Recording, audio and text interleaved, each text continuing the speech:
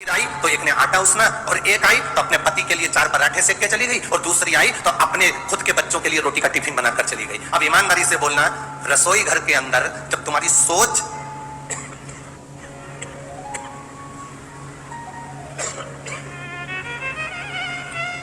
रसोई घर के अंदर जब तुम्हारी सोच ठीक नहीं है, रसोई घर के अंदर जब तुम्हारे विचार ठीक नहीं है, रसोई घर के अंदर जब तुम्हारी बुद्धि ठीक नहीं है, भोजन बनाने वाली बहुएं, बेटियां, माताएं जब भोजन बना रही हैं तो उनकी सोच केवल अपने पति को अच्छे पराठे खिला दूं, अपने बच्चों का अच्छा टिफिन बना दूं, दूसरे का मैं ऐसा काम कर दूं। और कोई ने आटा उसना, किसी ने दाल रखी, किसी ने दाल बघारी, किसी ने आलू उबाला, किसी ने खिचड़ी छोकी, ये बटता है।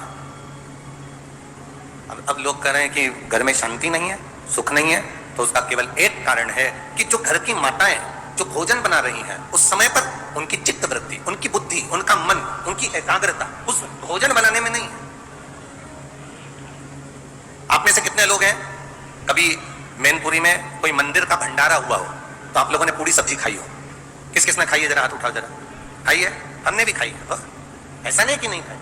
कभी अनुभव करना, वो काशी फल की सब्जी, वो कद्दू की सब्जी और इतनी मोटी मोटी पूड़ी, इतनी मोटी पूड़ी तुम्हारे घर में कभी नहीं बनी। इतनी ऐसी सब्जी, छिलके वाले कद्दू की, काशी फल की सब्जी तुम्हारे घर में छिलके वाली कभी नहीं बनी। और भंडारे में वो छिलके वाली सब्जी बनती है, भंडारे में वो मिक्स वेज सब्जी बनती है, भंडारे में वो राम भाजी बनती है, भंडारे में मोटी मोटी पूड़ी बनती है। उसके बाद भी आप जब भोजन करते हो भंडारे का, वही भोजन अपने घर में जाकर बनाकर खाना, उसमें स्वाद नहीं आएगा, और जो भंडारे में करा उसका स्वाद बढ़ जाता है।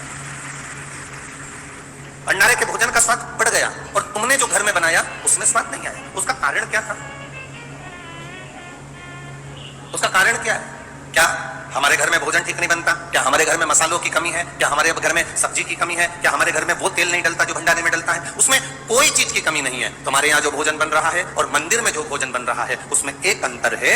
मंदिर में जब भोजन बनता है, भंडारे का भोजन बनता है, तो हम ये भाव से बनाते हैं कि भगवान को भोग लगेगा, और घर में जो भोजन बनाते हैं हम इस भाव से बनाते हैं कि मेरे बच्चे का टिफिन अच्छा लगा दूं, मेरे पति के पराठे अच्छे बना दूं, उसके बाद जेठानी आएगी वो बनाएगी चली जाएगी, देवरानी आएगी वो अपना बनाएगी चली जाएगी, सास के लिए 4 रोटी सेक के